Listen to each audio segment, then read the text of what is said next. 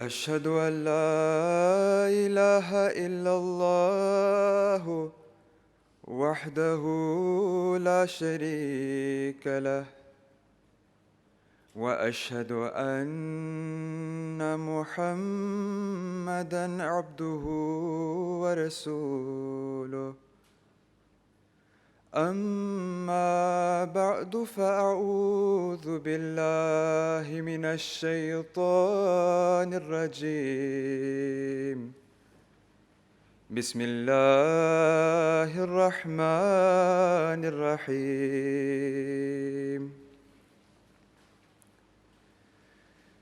By the 6th century, the world had fallen into an abyss of moral degradation and spiritual darkness. The melting pot of all immorality and evil was none other than the Arabian Peninsula. Sins were termed as virtues.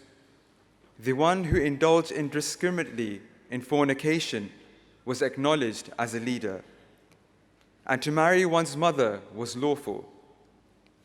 Eating carrion and being cannibals was not frowned upon. Honor killings of daughters was permissible, and pillaging the wealth of orphans was almost a birthright. In short, man had the appearance of a human, but they were bereft of all reason. They possessed no modesty, shame, nor any self-respect. They drank alcohol like water, and were the personification of يَأْكُلُونَ كَمَا تَأْكُلُ الْأَنْعَامُ. As far as the major religions of the world of that era are concerned, Orientalists like Davenport have stated, "It is not easy to conceive of anything more deplorable than the condition of Christianity at the time." The fundamental reason for this ignorance was that the world had no belief in God's existence. An apt description of this will be in the words of the promised Messiah alayhi salam. The world was bereft of the worship of God, and all traces of his unity had completely disappeared. The worship of false deities and idols had replaced the worship of God Almighty. The world was enshrouded in a terrifying mantle of ignorance and darkness. There was no country, territory, or land on the face of the earth in which the living, the self-subsisting, and all-sustaining God was worshipped. This state of the world has been perfectly described by God Almighty in the words, ظَهَرَ الْفَسَادُ فِي الْبَرِّ وَالْبَحْرِ. No human tongue or pen can describe the state of the world better than this. Brothers and sisters, at such a precarious time, Allah the Exalted, out of His sheer grace and mercy, sent His greatest messenger with His most complete and perfect guidance for the reformation of humankind. Our Lord and Master, the Holy Prophet ﷺ, was commissioned with that word of God that transformed beasts into humans. This word of God transformed barbarians into civilized men, and ultimately, this very word of God elevated civilized men into saintly beings. The superior teachings of the Holy Quran made them, as the promised Messiah ﷺ describes, lions by day and hermits by night, and they served as the guiding stars of faith. How did this extraordinary transformation take place within the Muslims? Hazrat Muslim Maud Raziyallahu Ta'ala Anhu answers in the following. The reason is that the Quranic teaching had revolutionized their morals and habits. This teaching had caused a death to their lowly lives and raised them to great heights and inculcated within them the most sublime morals. صادفتهم قوما كروث ذلة فجعلتهم كسبيكة الإقيان. Brothers and sisters, now that Allah the Exalted endowed humankind with the superior teachings of the Holy Quran and the embodiment of Kana khuluquhul Quran, the Muslims were empowered to reach great heights of success. They had with them the key that unlocked all spiritual and temporal advancements. It was this superior teaching that intimidated the opponents, to which they were forced to tell others not to listen to the spellbinding words of an unlettered son of the desert, as they would deeply impress their hearts and mind. Most certainly, Arabia was cast under the spell of these magnificent words and teachings. In fact, in just a few decades, the teachings of the Holy Quran reigned supreme over the hearts of Arabs and non-Arabs alike, and its superior teachings traversed all borders, all nations, all castes, and all creeds. Philosophies, ideologies, religious scriptures paled incomparably to the supreme and mighty teachings of the Holy Quran.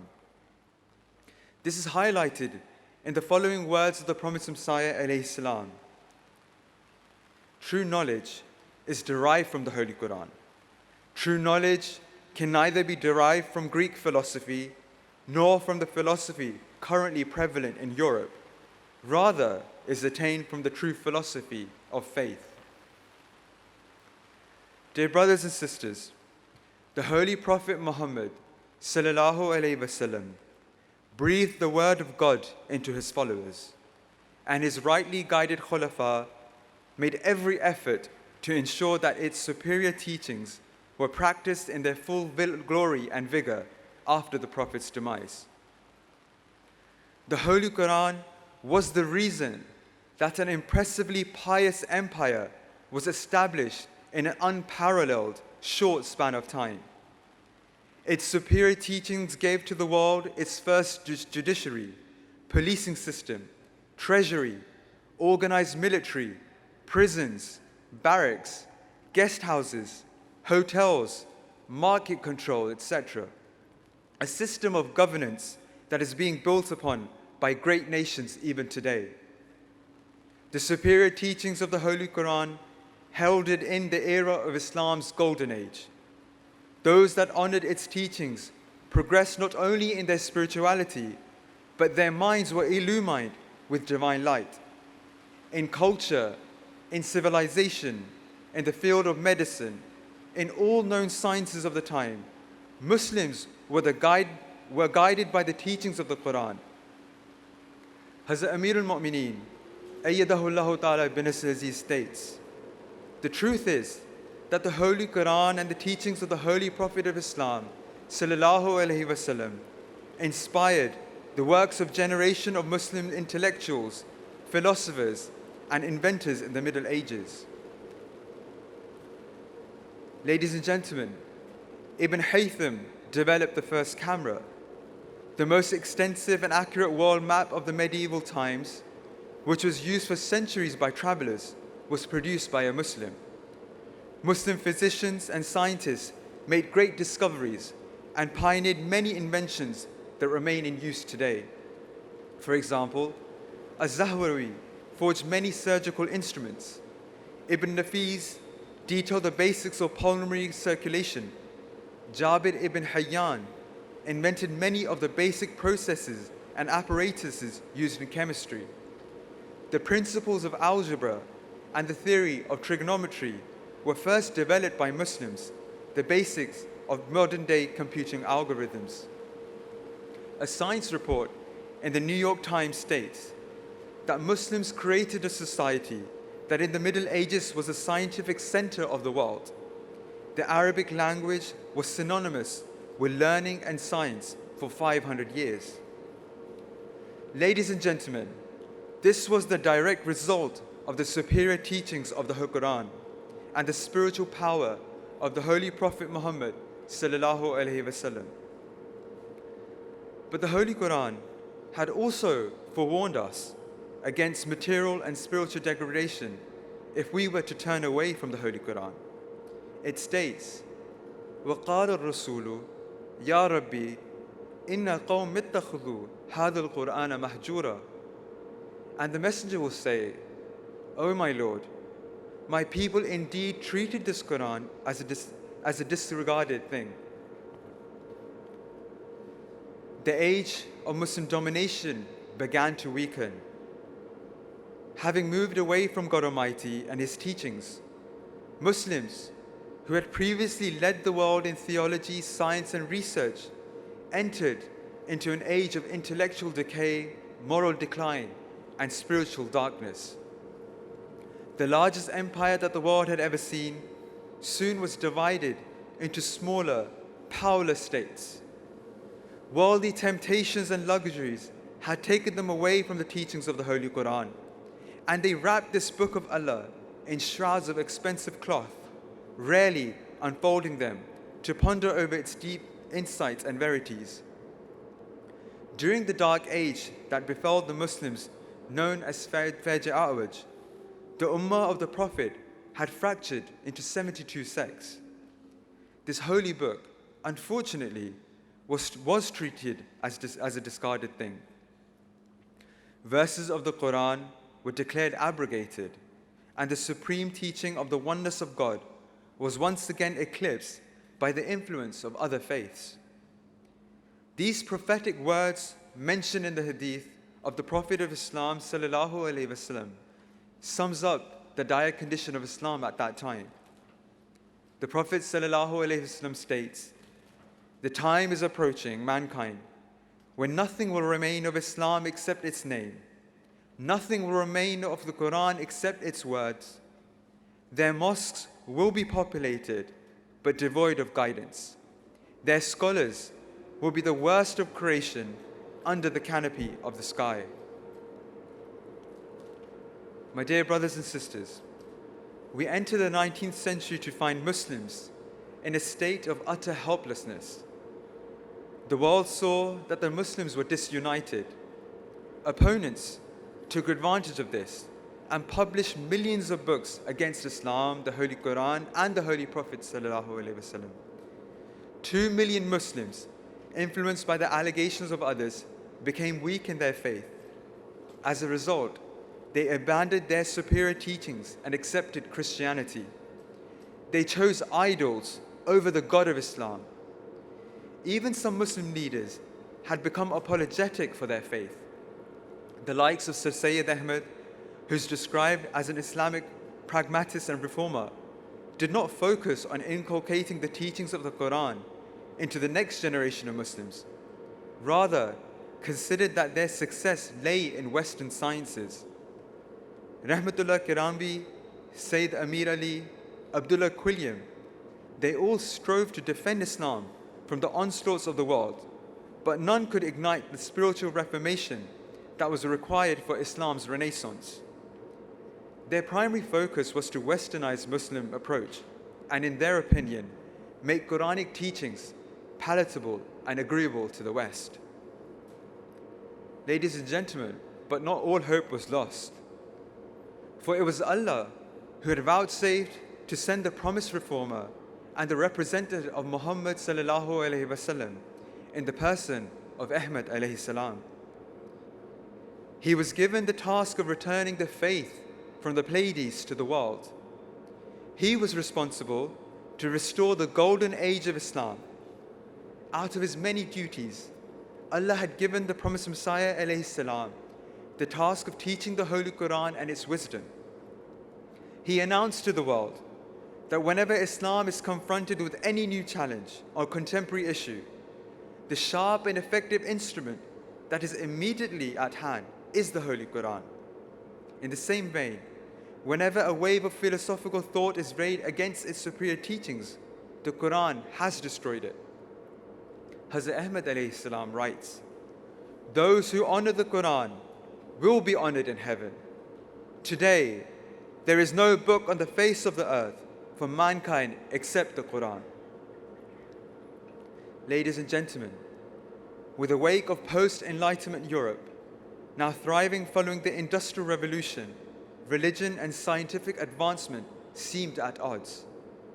Religious scriptures besides the Holy Quran could not reconcile the two.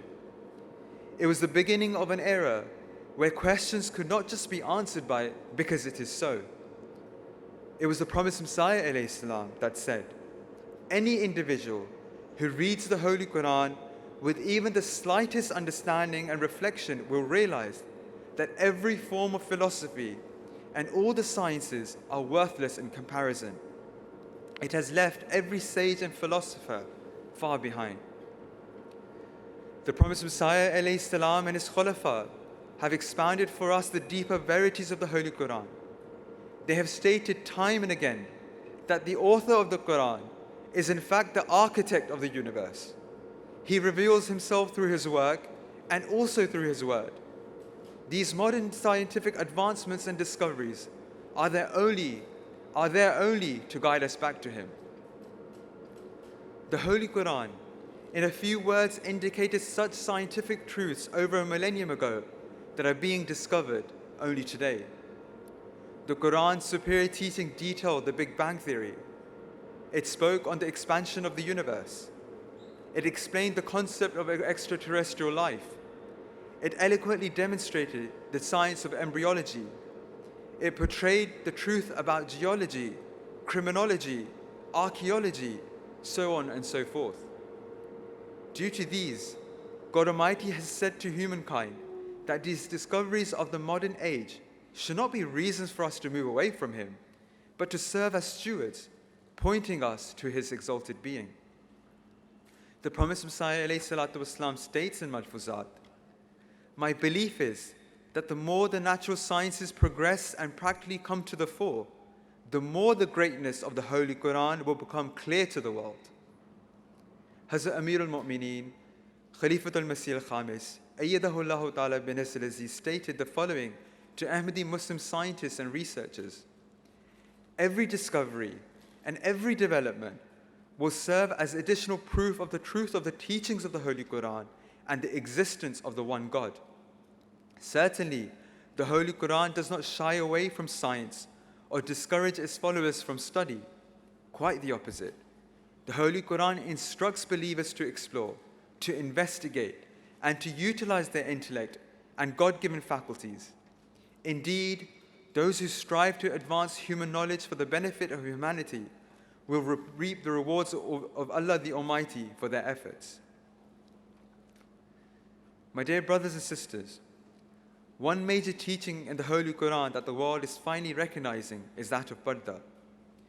This superior teaching requires both men and women to lower their gazes, be modest in their clothing and demeanor, remain segregated, and safeguard themselves from all evils. Something that Hazur expounded on yesterday's address with the ladies. The West objected to this teaching, declaring it to be backwards and an infringement, especially on women's rights. And they asserted that the Quran supports misogyny, God forbid. Yet the statistics tell us a different story. In the UK alone, the Office for National Statistics estimated that 4.9 million women had been victims of sexual assault in their lives. A recent YouGov poll for UN Women found that 7 out of 10 women had experienced some form of sexual harassment in public. This number was nearly 9 out of 10 for younger women. With this growing issue, some have suggested to have segregated public transport. Some have said to have women-only concerts. In the recent Tokyo Olympics, some gymnasts have worn full bodysuits to stand against the sexualization of their sport. We witness in amazement how the Holy Quran once again provided the superior teaching that opposite genders should remain segregated. They should not even raise their gazes lest they stumble from temptation. This is the only pragmatic solution to such immoral behavior. Hazrat Khalifatul Masih al-Khamis, Ayyadahullah Ta'ala bin Nasir al-Aziz states, "Always be conscious of your dress, so that no one can ever question your modesty, and be proud of the fact that Parda is the means of guarding the honor and chastity of a Muslim woman.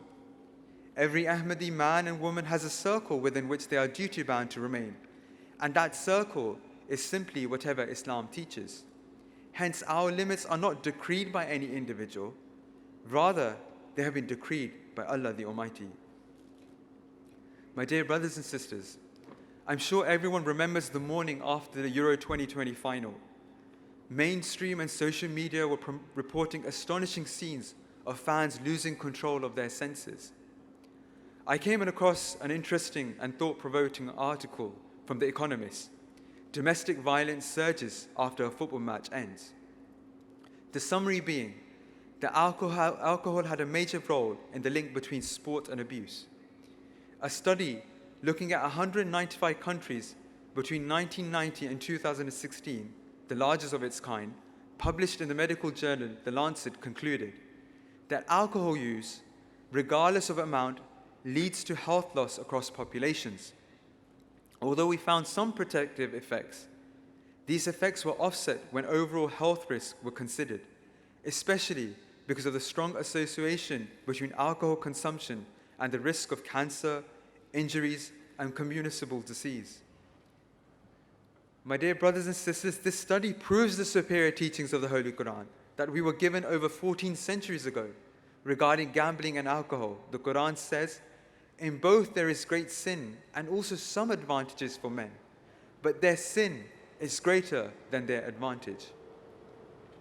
The aftermath of the Euro final allowed racism to also raise its ugly head. Those players that had brought the nation together the day before were vilified for the color of their skin. Just a year before, the murder of a black man in the USA sparked great protests across the world, demanding justice for black lives. But clearly, this movement had very little impact, for racism is still blatantly on display. However, from the very outset, the Holy Quran's superior teaching has called for the emancipation of those who have been subjugated and repressed.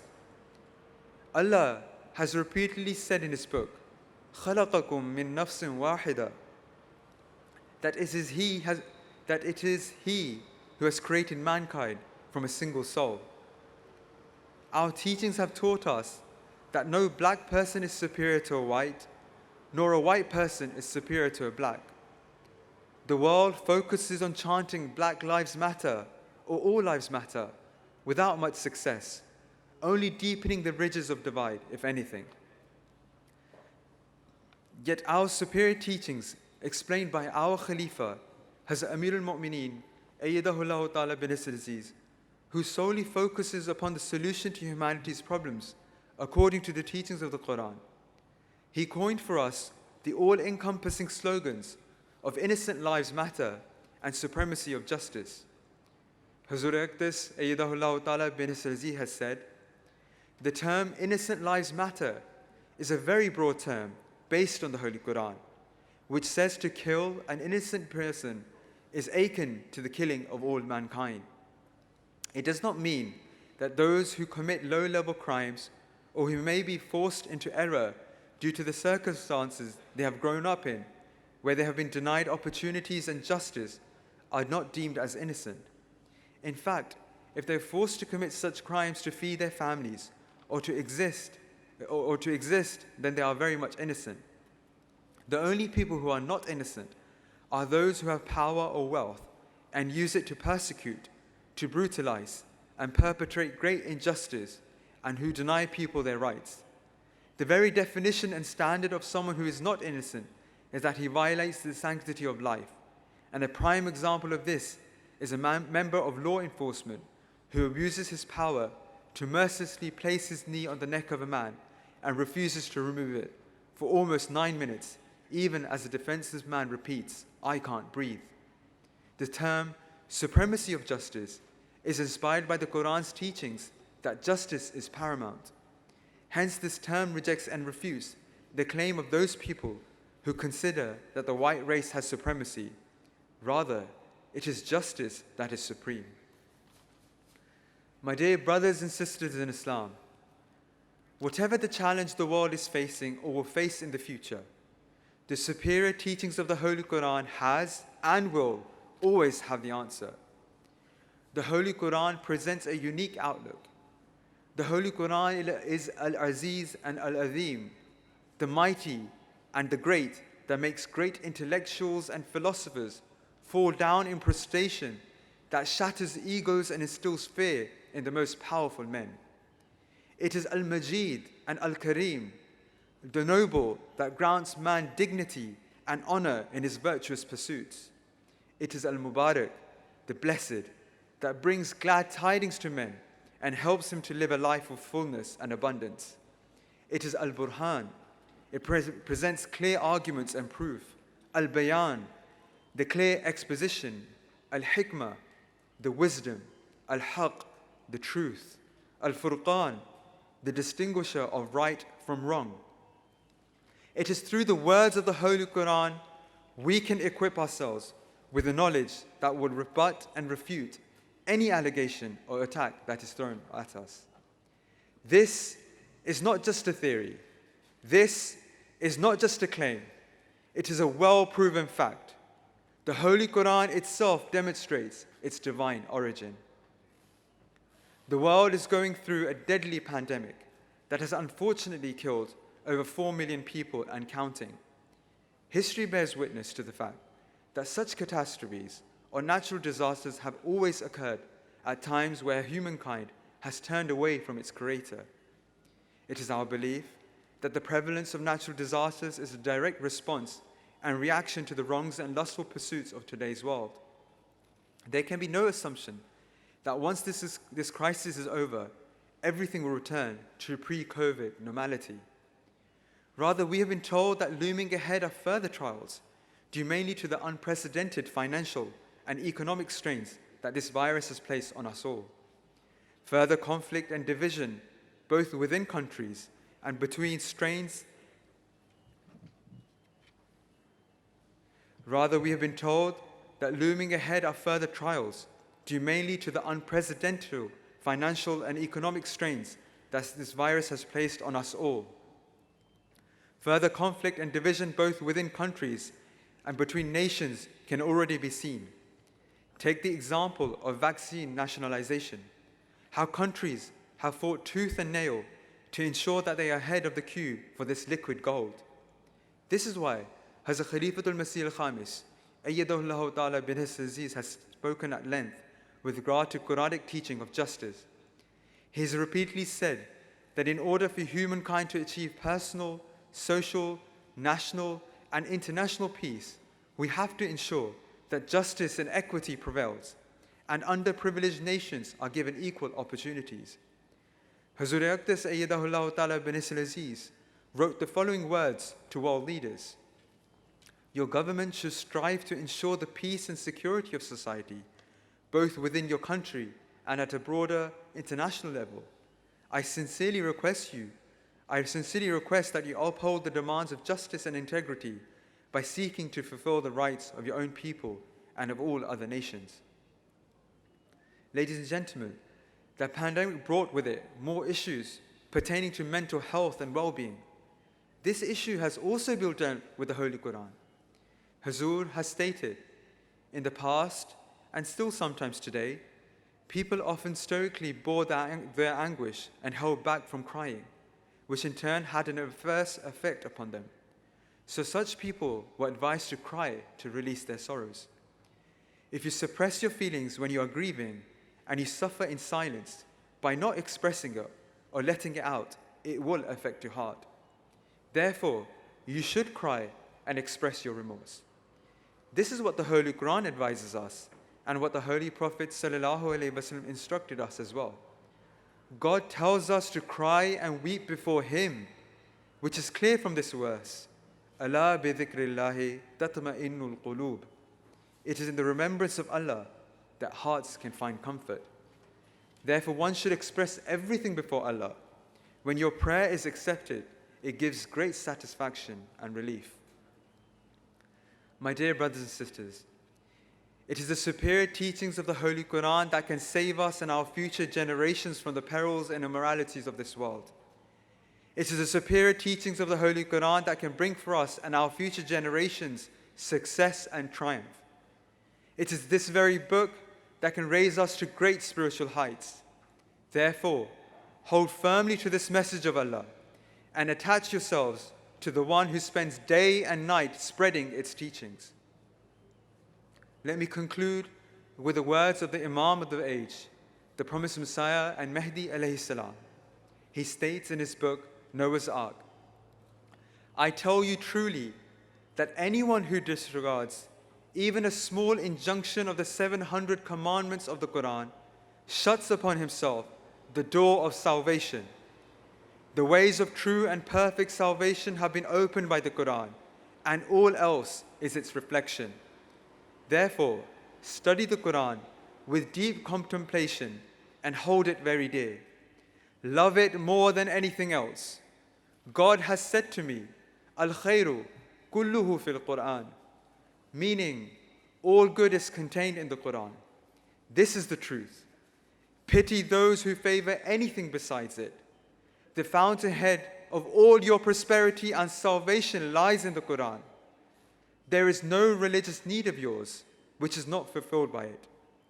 On the day of judgment, the Quran will confirm or deny your faith. There is no other book beneath heaven besides the Quran which can directly guide you.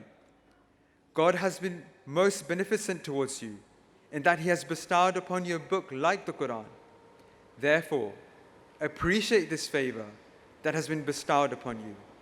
It is a most precious favor. It is a great wealth. If the Quran had not been revealed, the whole world would have been nothing more than a filthy, half-formed lump of flesh. The Quran is a book in contrast with which all other guidance amounts to nothing. The Quran can purify a person within a week as long as it is followed in letter and spirit. The Quran can make you like the prophets so long as you do not flee from it yourself. Wa akhiru da'wana alhamdulillahi rabbil alameen.